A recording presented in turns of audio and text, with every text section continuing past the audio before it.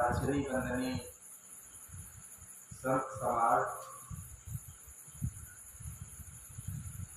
सत्संग प्रेमी बंधुओं एवं श्रद्धा मूर्ति देवियों तथा प्यारे बच्चों,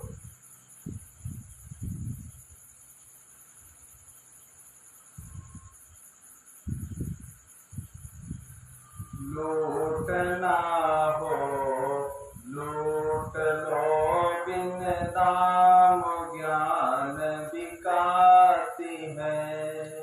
लूटना हो लूट लो बिन दाम ज्ञान बिकाती है।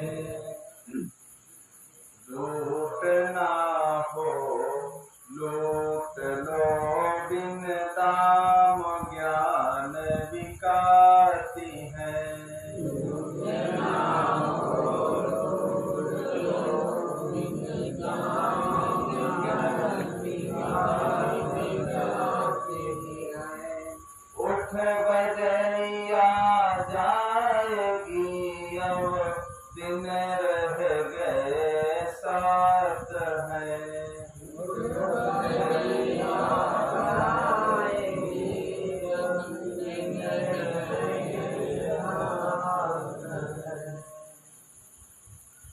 पहली नोटिस आ गई तब बाल पाक दिखात है।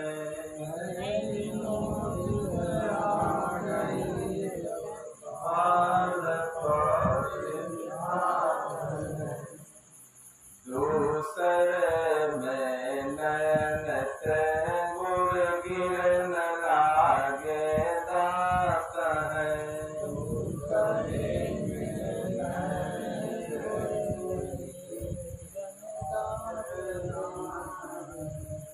तीसरे में कमर झुक गए चलत पाँव पिराती है।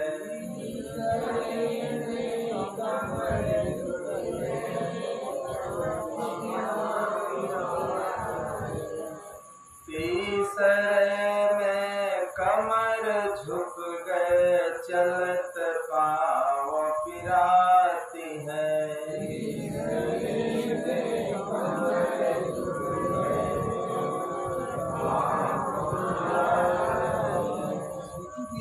अब भजन की कौन बेरिया कफ करे बात है। भजन की कौन बेरिया अब भजन की कौन बेरिया कफ करे बात है। भजन की कौन बेरिया कफ करे बात है। आ गया वारंट चौथा हथ करी अब साथ है। आ गया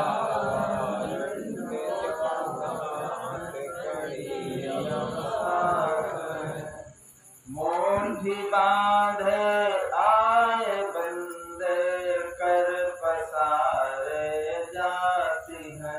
मोंठी बांधे आए बंदे कर पसारे जाती है।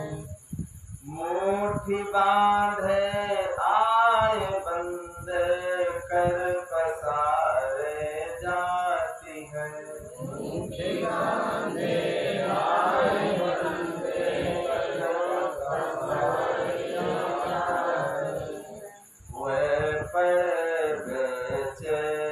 सोवत है न काबुक नात है। चेत सोवत है न काबुक नात है। विविध भांति नहाति चंदन इतर पान चबाती है। विविध भांति नहाति चंदन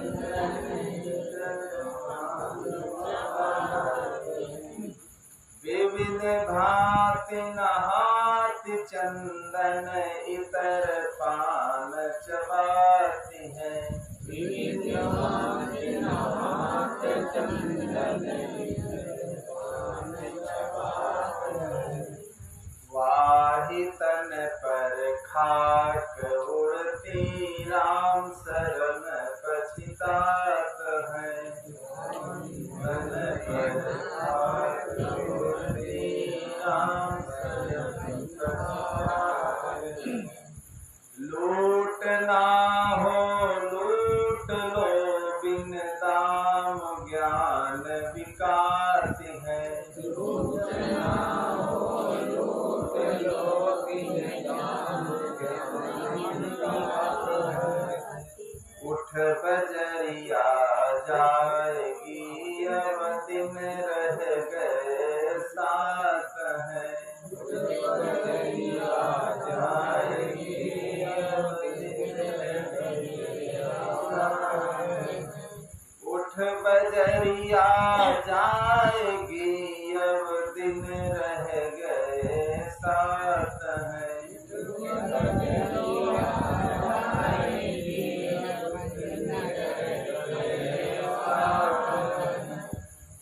बोलो सद्गुरुदेव की जय। लूट ना हो लूट लो बिन दाम ज्ञान विकास। इस शब्द में देखिए कवि हम लोगों को क्या बताना चाहते हैं, किस दिशा की तरफ ले जाना चाहते हैं। देखिए जिन लोगों के अंदर अहंकार और अभिमान घमंड, किसी धन का अहंकार, किसी के अंदर परिवार का अहंकार, किसी के अंदर जाति वर्ण का अहंकार और किसी के अंदर प्रभुता का अहंकार, अनेक प्रकार का अहंकार लग जाता है। उसी अहंकार में लोग चूर रहते हैं। चाहिए तो जीवन में किसी भी चीज का अहंकार नहीं करना चाहिए। शरीर का अहंकार हो, चाहे धन का अहंकार हो, चाहे परिवार का। देखिए ये सब चीजें विनष्टे देरी नहीं लगती। बड़े बड़े अहंकारी अभिमानी आए इस संसार में, उनका भी अहंकार नहीं रहा।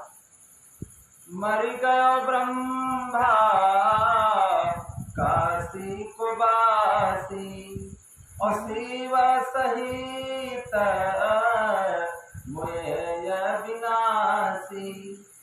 और मथुरा को मरी गयो कृष्ण ग्वारा। मरि मरि गए दसो अवतारा।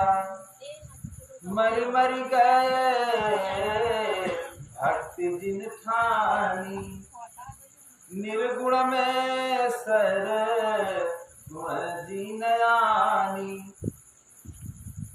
नाथ मछंदर बाचे नहीं गोरख दत्त व्यास। कहें कबीर पुकार ये सब पर काल की फांस। तो बड़े बड़े अभिमानी इस संसार में आए, लेकिन सब इसी धरती से उठ गए। मरि गयो ब्रह्मा काशी को वासी। काशी में वास करने वाले ब्रह्मा जी वो भी नहीं रहे। और बड़े बड़े दिग्गज, बड़े बड़े धुरंधर इस संसार में आए और आकर के देखिए यहाँ से सब चले गए, इसी धरती में सब समा गए। गए राम गए लक्ष्मणा और संघन गई सीताय सिधाना। संघन गई सीताय सिधाना और जात कौरवों लागी न बारा। गए भोज जीने साजल धारा। गए पांडव कुंताय सिरानी। गए सहदेव जीन बुद्धिमति ठानी, सर्व सोने की लंक उठाई, चलत बार कछु संग न जाई, जाकी कुरिया अंतरिक्षाई, सो हरिश्चंद्र दे खल नहीं जाई, मूरख मनुषा बहुत सजोई, अब अपने मरे और ले रोई, अयु न जाने हम मुँह मर जइबे, टका 10 भिड़े और ले खइबे, अपनी अपनी कर गए लागिन काहू के साथ, और अपनी कर गए रावणा और अपनी दशरथ नाथ। इस संसार में एक से एक राजा महाराजा, एक से एक देखिए सब आए और अपनी अपनी करके यहाँ से सब चले गए। महाभारत काल में देखिए सब इसी धरती में समाये, राम रावण का युद्ध हुआ वो भी सब इसी पृथ्वी में समा गए। लेकिन बड़े बड़े अभिमानी, उनका भी अभिमान देखे चूर हो गया और इस धरती से सब उठे चले गए। कैसे कैसे अभिमानी। एक बैरिस्टर साहब थे, एक बार नदी से पार हो रहे थे, तो मल्लाह की नाव में जब बैठे तो मल्लाह जब नाव को खेने लगा तो बैरिस्टर साहब कहने लगे कि क्या आप विज्ञान जानते हैं? कहे हम विज्ञान नहीं जानते, हम तो एक नदी के मल्लाह हैं और इसी मल्लाही से देखिए अपनी जीविका को चलाते हैं और हम विज्ञान को नहीं जानते। तो बैरिस्टर साहब कहने लगे अगर आप विज्ञान नहीं जानते तो आपकी 4 आना जिंदगी बेकार। जब और नाव आगे बढ़ी तो फिर देखिए बैरिस्टर साहब पूछने लगे कि आप साइंस जानते हैं, क्या आप इंग्लिश जानते हैं? कहीं हम ये भी नहीं जानते क्या। तो कहीं आपकी फिर 8 आना जिंदगी बेकार है। और जब नाव आगे बढ़ी तो बैरिस्टर साहब ने पूछा अरे क्या आप भूगोल जानते हैं? भूगोल को हम नहीं जानते।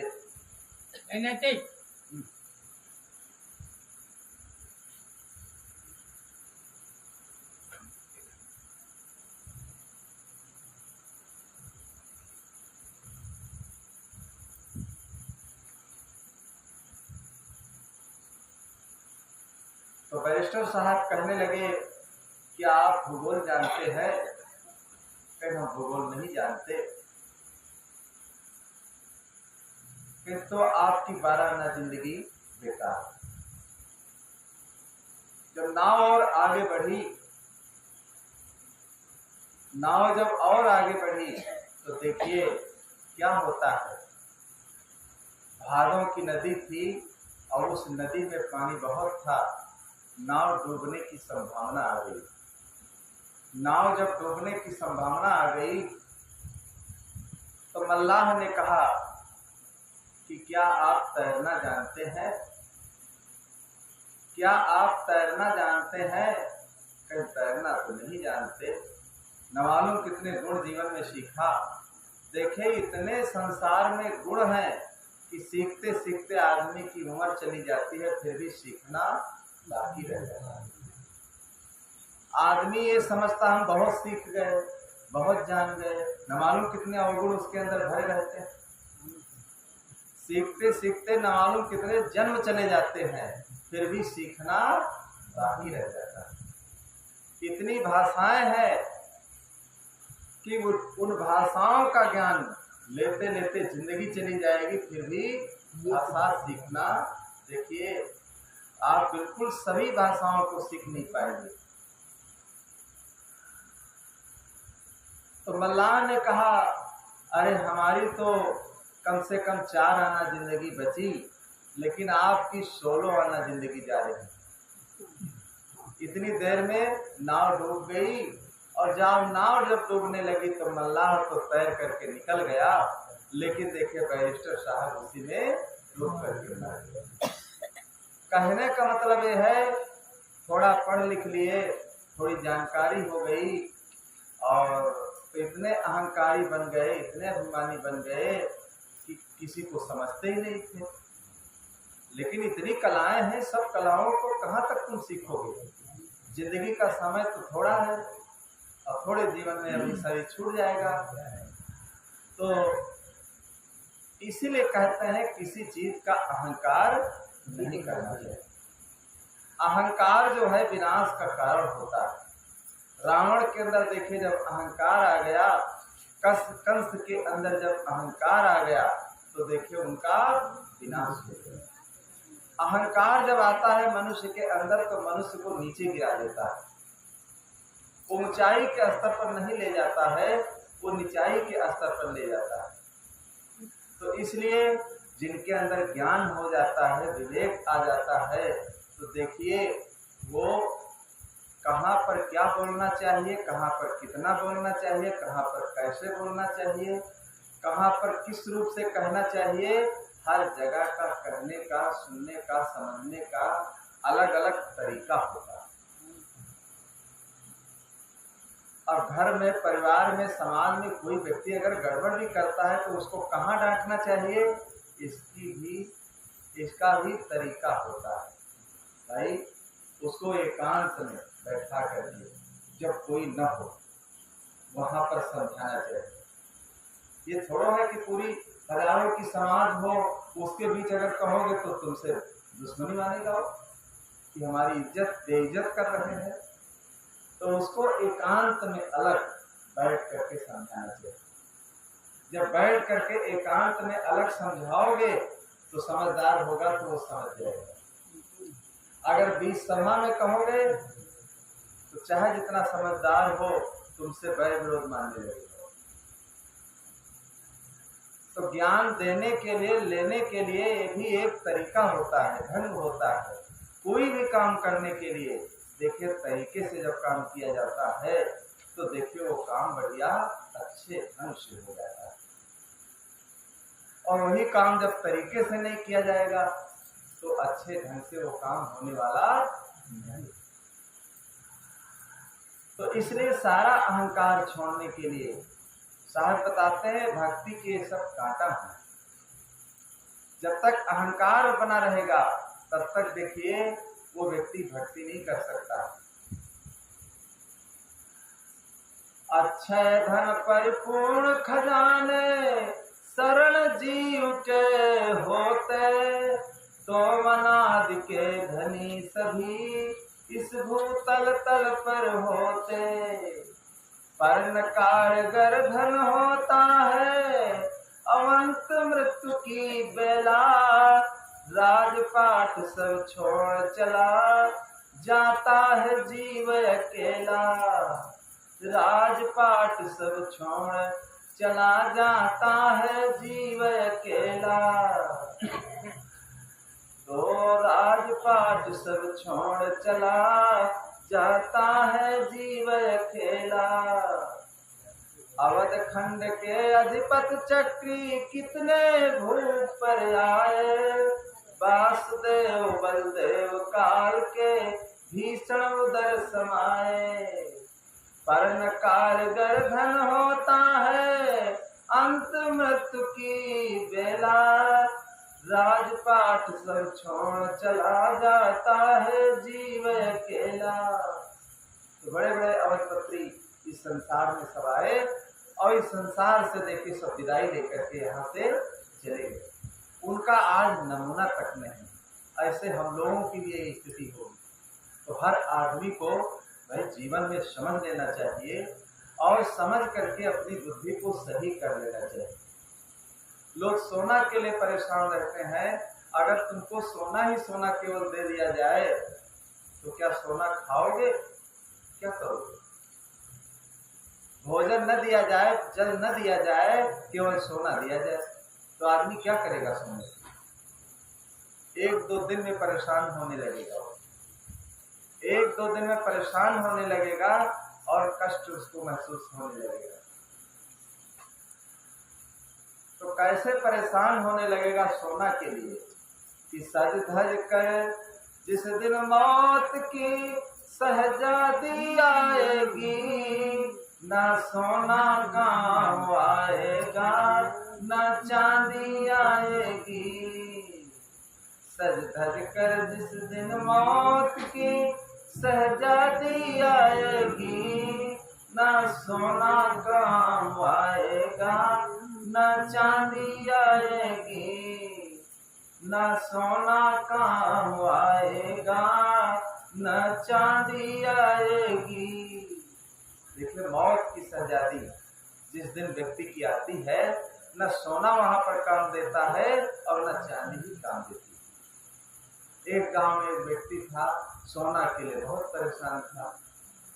एक जंगल में महात्मा जी रहते थे, तो धीरे धीरे वहां गया, महात्मा जी से मिला, बहुत परेशान था, गरीब था।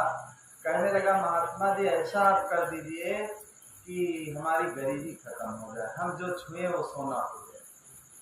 तो महात्मा जी ने आशीर्वाद दे दिया कि जाओ बेटा, जो तुम छुओगे वो सोना हो जाएगा। तो जब घर को गए, मकान को छुआ तो सोना, जब पानी दिया गया पीने के लिए, तो पानी को जैसे छुआ सोना, जब भोजन दिया गया, जैसे भोजन खाने चले तो भोजन भी सोना हो गया। अब जो चीज दी जाए सब सोना। अब बहुत परेशान बेचारे, इतना पीड़ित, क्या खाएं क्या पिए। 2-3-4 दिन हो गए, भूखों मरने लगे। जब भूखों मरने लगे तो बहुत जब व्याकुल हुए तो वही महात्मा जी के पास गए, उनसे निवेदन किया कि महात्मा जी अपना ये सोना आप ले लीजिए, हमें सोना नहीं चाहिए, खाना तो सोना, पीना तो सोना, मकान तो सोना, जिस चीज को छुओ सोना। तो हम सोना इतना लेकर के क्या करेंगे? जब हम खा ही नहीं सकते, कुछ पी ही नहीं सकते, तो हम सोना क्या करेंगे? तो महात्मा जी ने कहा, देखिए, अब तुम सोना के लिए परेशान थे, हमने सोना दे दिया, फिर भी तुमको शांति नहीं मिली। तो अगर सोने की खाट पर आदमी लेटता हो तो क्या उसे शांति मिलेगी? नहीं शांति मिलेगी। जब तक मनुष्य के अंदर ज्ञान नहीं होगा, जब तक मनुष्य के अंदर विवेक नहीं होगा, सही ज्ञान नहीं होगा, तब तक हम अपने मन को सही रूप से समझा ही नहीं सकते। तो मन को समझाने के लिए, मन को ज्ञान देने के लिए, देखिए, हमारे जीवन में सत्संग की आवश्यकता पड़ती है। जब हमारे अंदर ज्ञान आ जाएगा तो बड़ी बड़ी चीजों को हम सुलझा लेंगे, बड़ी हुई उलझी चीजों को हम सुलझा लेंगे। अगर ज्ञान हमारे अंदर नहीं आएगा तो एक छोटी सी चीज को जीवन में हम सुलझा नहीं सकते। इसलिए अपनी समझ अगर अच्छी होगी तो देखिए, अगर व्यक्ति को एक टाइम ही भोजन मिला है फिर भी वो संतोष कर लेगा, और समझ अगर अच्छी नहीं होगी तो लड़ जाएगा। तो अपनी समझ, अपनी बुद्धि, अपना दिल दिमाग हमें सही बनाना है, और जब दिल दिमाग सही हो जाएगा तो देखिए सुमति आ जाएगी। मानस में गोस्वामी जी ने यही तो कहा है कि जहाँ सुमति तहाँ संपत्ति नाना, जहाँ कुमति तहाँ विपत्ति निधाना। देखिए, जहाँ सुमति है वहीं पर संपत्ति। जिस परिवार में कुमति है, जितने लोग हैं कुमत के वशीभूत हैं, तो जो संपत्ति भी होगी वो भी खत्म हो जाएगी। हाथ में देखिए 5 उंगलियां होती हैं, लेकिन एक उंगली से अगर आपको कहा जाए कोई आप कार्य करे तो क्या आप कर सकते हैं? नहीं कर सकते। 5 उंगलियों को जब आप लगा देंगे तो बड़े से बड़े कार्य हो जाएंगे। देखिए, मथुरा में जब गोवर्धन पर्वत श्री कृष्ण ने उठाया, उस समय श्री कृष्ण का परिवार संगठित था, आपस में समता सुमत थी। तो देखिए, गोवर्धन पर्वत को सुमत के बल से उन्होंने खड़ा कर दिया। वही परिवार देखिए, जब शराब सब पीने लगे और शराब पी पी कर देखे शराब के नशे में मस्त हो गए। द्वारिका में समुद्र के किनारे एक प्रभात क्षेत्र का मेला लगता था, वहीं सब मेला देखने गए थे। वहीं पर देखे झगड़ा करने लगे। शराब के नशे में होकर के जब झगड़ा करने लगे तो एक दूसरे की बुराई कहते कहते फिर इतना बड़ी बातें, इतनी बड़ी बातें कि आपस में मार काट होने लगे। वहीं पर यदुवंश का विनाश हुआ। तो देखिए, जब वही परिवार में सुमति नहीं रही तो आपस में कट करके मर गए। आपस में लड़के घर बिलान, आपस में लड़के घर बिलान। हम घर के रहन दो भाई, 10-20 चले छा लड़ी पहले। तो आपस में लड़के घर बिलान, आपस में लड़के घर बिलान। तो देखिए, आपस में लड़ करके इतनी दुर्दशा हुई कि सब पूरे यदुवंश का विनाश हो गया। और यदुवंश के विनाश होने के बाद देखिए त्राहि मच गई। तो जब सुमति होती है तो देखिए आप मुट्ठी आपकी बन जाएगी, और सुमति अगर नहीं होगी तो उंगलियां बिखरी है। तो रामायण भी यही कहती है, जहां सुमति तहां संपत्ति निधाना, और जहां कुमति तहां विपत्ति निधाना। जहां पर कुमति है वहां पर देखिए विपत्ति। एक मास्टर साहब थे, तो एक पैजामा उन्होंने सिलवाया। पैजामा सिलवाया जब, तो पैजामा बहुत बड़ा टेलर ने सिल दिया। तो जब जाने लगे वो स्कूल को सुबह, तो अपनी माँ से कहने लगे, माँ ये पैजामा बहुत बड़ा हो गया है, 4 अंगुल काट करके इसे सिल देना। तो माँ कहने लगी, अरे जिंदगी चली गई, तुमको पालते पोसते, पढ़ाया लिखाया, सब कुछ किया, अब तुम्हारी शादी हो गई है तो पत्नी से कोई काम नहीं करते, जो काम है बस माँ माँ। तो फिर पत्नी से कहा, तो पत्नी ने भी कहा, अरे हमको समय कहाँ है, रसोई का काम करती हूँ, ये सब साफ सफाई। उसने भी जवाब दे दिया। तो बहन की, बहन से कहा, बहन ने कहा, अरे 1-2 दिन के लिए मैं मेहमानी में आई हूँ, ये काम वो काम। वहाँ ससुराल में तो काम से छुट्टी नहीं मिलती, और जब यहाँ आओ तो यहाँ भी काम बताने वाले सब खड़े रहते। तीनों ने जवाब दे दिया। वो स्कूल को चले गए, विद्यालय। तो माँ ने सोचा, अरे इतना बड़ा किया, पढ़ाया लिखाया, पाला पोसा, एक छोटी सी बात कहा, और सैलरी भी अच्छी पाता है, कभी कोई जरूरत होगी तो हमें भी नहीं देगा। तो उठाया कैंची, 4 अंगुल काट करके उसको सिल दिया। कुछ देर के बाद पत्नी के मन में हुआ, अरे पति देवता होता है, कोई काम कहा तो मानना चाहिए।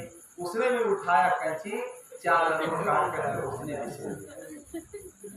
कुछ देर के बाद बहन को याद आई, शाम तक बाद, अरे भाई है, माता पिता कितने दिन के हैं, अभी शरीर छूट जाएगा, तो अगर हमारे दरवाजे पर दुख सुख में भाई भी तो जाएगा। और एक ही कोख में जन्मे, पाले पोसे गए, खेले कूदे साथ साथ। और देखिए कहा, और मैंने जवाब दे दिया, बहुत गलत किया। उठाया कैंची, उसने भी 4 अंगुल काट करके सिल दिया। तो कितना हो गया, 4-3 12। दूसरे दिन जब मास्टर साहब विद्यालय जाने लगे तो कहा, लाओ इसी पैजामा को पहन ले। जब पैजामा पहनने चले तो कटना चाहिए था 4 अंगुल, और कट गया देखिए कितने, 12 अंगुल। तो बिल्कुल न वो न जांघिया में रहा, न पैजामे में रहा, वो बीच में हो गया, जैसे आजकल के बच्चे पहनते हैं। आजकल देखिए वही चला, न नीचे तक न ऊपर, बीच में। तो वो बिल्कुल हो गया, बीच में हो गया। पुराने जमाने के लोग कैसे पहनते, वो बीच का जोकड़ जैसा। तो देखा, कहा, रे तो इतना काट दिया कि पैजामा को ही बेकार कर दिया पूरा। देखिए घर में अगर सुमति होती तो पैजामा की ये दशा नहीं होती। सुमति ना होने के कारण जब जिसके मन में आया तो उतना काट करके सब सिलते चले गए, उतना काट करके सब सिलते चले गए, पैजामा की दुर्दशा कर डाला। तो इसी प्रकार जहाँ सुमति नहीं होती है, देखिए उन घरों की दशा कैसी होती है उस पैजामा के समान। अगर सुमति होती है तो देखिए वो घर स्वर्ग के समान होते हैं, वो घर स्वर्ग के समान होते हैं। संतोष भी होता है, विवेक भी होता है, सहन शक्ति भी होती है, सुमति भी होती है। देखिए घर वो बिल्कुल स्वर्ग के समान हो जाते हैं। एक परिवार में मेरा जाना हुआ, कई लोग सर्विस में थे, उनकी जमीन जायदाद थी घर में, वो बाहर कोई तमिलनाडु में थे, कोई केरल में थे, कोई कर्नाटक में थे। देखिए कुछ भाई जो थे वो सर्विस नहीं करते थे। घर में जो जमीन जायदाद थी, देखिए उन भाइयों ने क्या कहा, जो अपने छोटे भाई थे, कि इस जमीन जायदाद को तुम देखना, इसमें जो फसल पैदा हो उसको खाना पीना, जब कभी हम आएंगे तो हमको भी भोजन देना। 50 साल तक देखिए वो लोग सर्विस करते रहे और जमीन जायदाद में जितना पैदा होता था कभी लेने नहीं आए। लेकिन जब वो आते थे अपनी ड्यूटी नौकरी से कभी अपने जन्मभूमि पर, तो इतनी सेवा होती थी, जैसे वो लोग सुनते थे तो गांव के बाहर ही उनको लेवाने के लिए दौड़ते थे, जाते थे। देखिए कितनी सहन शक्ति कि हम लोगों की सर्विस है और हमारे भाई की, हमारे घर में लोगों की सर्विस नहीं है, तो घर में जो जायदाद है भाई, इस जायदाद को तुम लोग देखना भी और इससे कमा करके अपना बढ़ाना, खाना पीना, अपना विकास करना। लोग बूढ़े हो गए लेकिन जमीन को लेने नहीं आए। और यहाँ अगर छोटी सी नौकरी लग जाती है और 1 बीघा अगर जमीन है तो उसके लिए देखिए कितनी मारामारी होती है, इतनी मारामारी होती है। रहेंगे तो केरल में, लेकिन यहाँ घर तो बिल्कुल पूरा चाहे बंद ही रहे, चाहे सियार ही लौटे उसमें। तो देखिए जहाँ पर सुमति आ जाती है, जहाँ पर अच्छी बुद्धि आ जाती है, वो घर देखिए स्वर्ग के समान हो जाते हैं। तो बंधुओं, ऐसा ज्ञान और समझ और बुद्धि कैसे जीवन में हमारे प्राप्त होता है? सत्संग से। सत्संग से प्राप्त होता है, ज्ञान से प्राप्त होता है। अगर ज्ञान हमारे अंदर नहीं है तो कुछ भी जीवन में हम बना ले।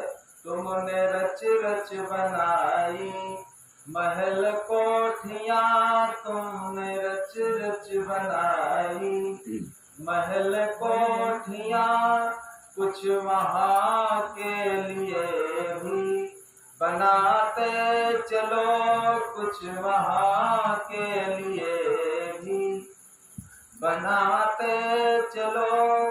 साधु संतों के गुणगान गाते चलो, अपने जीवन को निर्मल बनाते चलो, अपने जीवन को निर्मल बनाते चलो।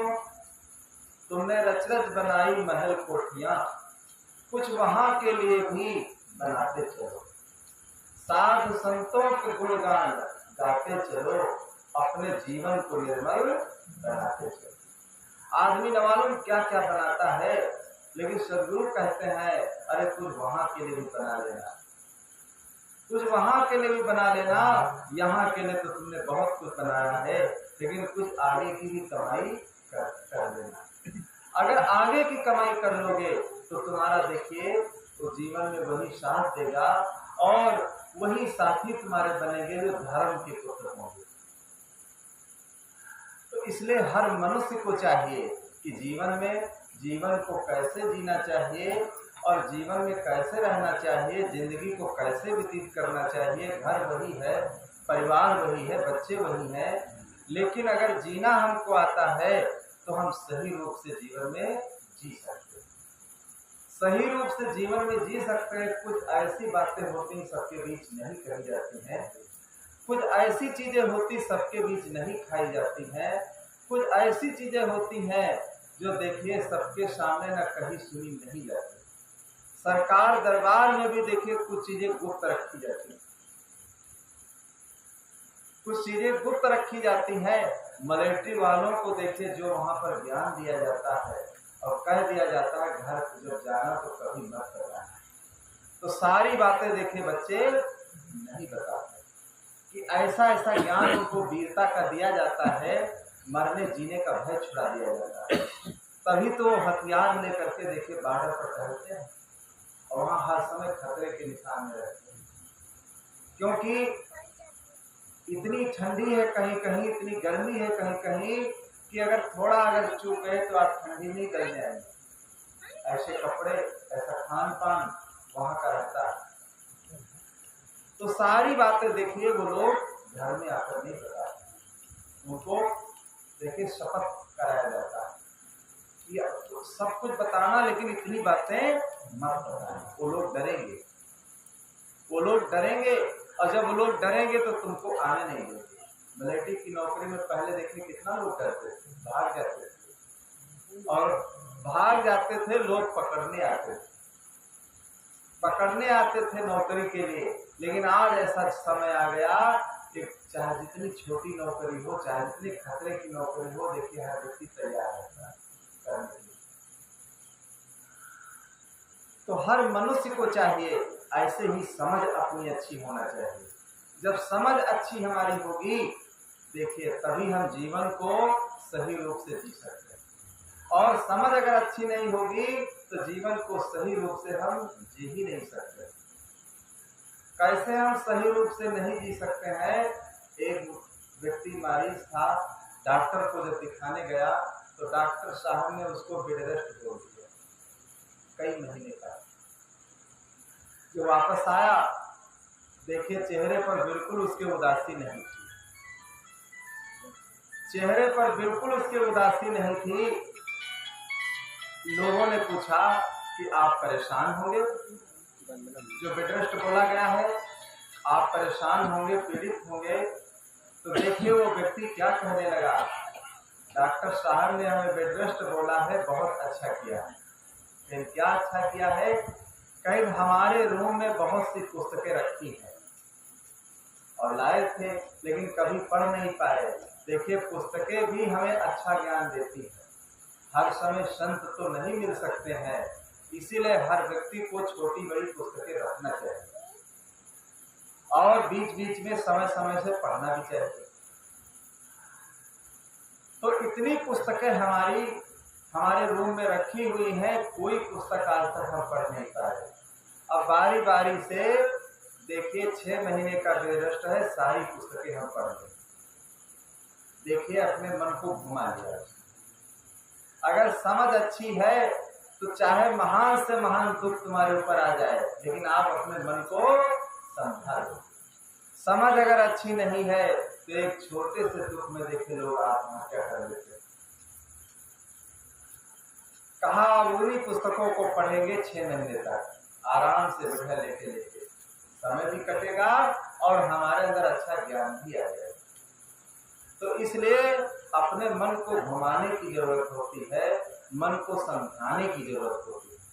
जो व्यक्ति अपने मन को समझा ले, जो अपने मन को सुलझा ले वही बुद्धिमान, और जो मन को अपने नहीं सुलझा सकता है देखिए वो बुद्धिमान नहीं कहा जा सकता।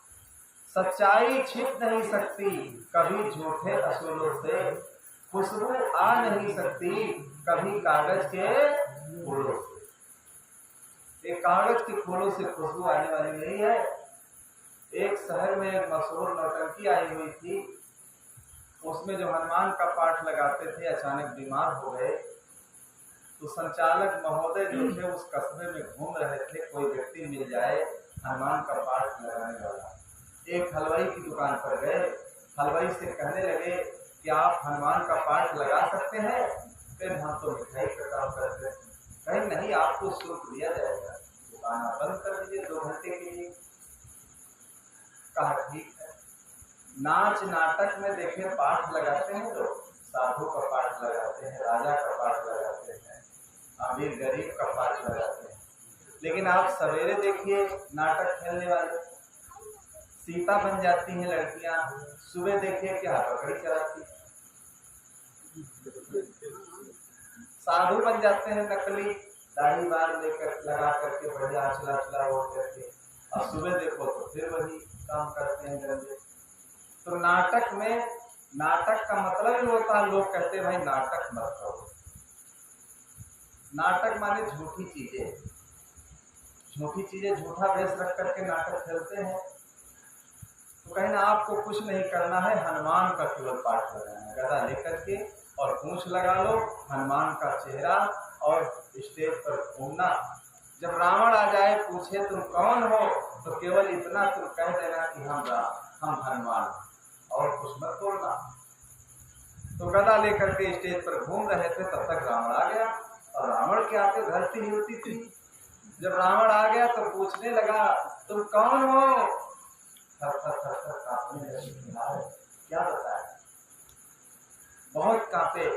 फिर दोबारा कहने लगा क्यों नहीं बोलते, तुम कौन हो। तो देखे क्या कहने लगे, हम फलाने कस्बे के मिठाई बेचने वाले हैं। जो सच्चाई थी उन्होंने बता दिया, ये नहीं कह पाए कि हम हनुमान तो थे नहीं, तो मिठाई बेचने वाले हलवाई थे। तो जो सच्चाई थी, अपनी सच्चाई को देखे छिपा नहीं पाए। तो बंधुओं, जो सच्चाई होती है वो सच्चाई होती है, और जो झूठाई होती है वो झूठाई ही होती है। इसलिए हर व्यक्ति को हकीकत में आना चाहिए, सच्चाई में आना चाहिए, और झूठाई की तरफ से अपने जीवन को सच्चाई की तरफ बढ़ाना चाहिए। सच्चाई छिप नहीं सकती कभी झूठे असूलों से, खुशबू आ नहीं सकती कभी कागज के फूलों से। तो सच्चाई के धरातल पर आकर के हर व्यक्ति को अपने जीवन को सुधारना चाहिए और जीवन का कल्याण करना चाहिए। इन्हीं शब्दों के साथ बोलो सद्गुरुदेव की जय, संत समाज की जय, भक्त समाज की जय। गुरुदेव तुमको वंदनीय गुरुदेव, काल का बंदा भारी, पर खायो देव, तुमको वंदनीय गुरुदेव, तुमको गुरुदेव, तुमको वंदनीय गुरुदेव, वेद शास्त्र सब खोजत हारे, मरण जानत के, तुमको वंदनीय गुरुदेव, तुमको वंदनीय गुरुदेव, गुरुजमान और को गाता, साकी करिए से, तुमको वंदनीय गुरुदेव, वंदनीय गुरुदेव, तुमको वंदनीय गुरुदेव, पद दाता, कबीर अभय पद दाता, पूरण परत समय, तुमको वंदनीय गुरुदेव, वंदनीय गुरुदेव, तुमको वंदनीय गुरुदेव, वंदो कुमार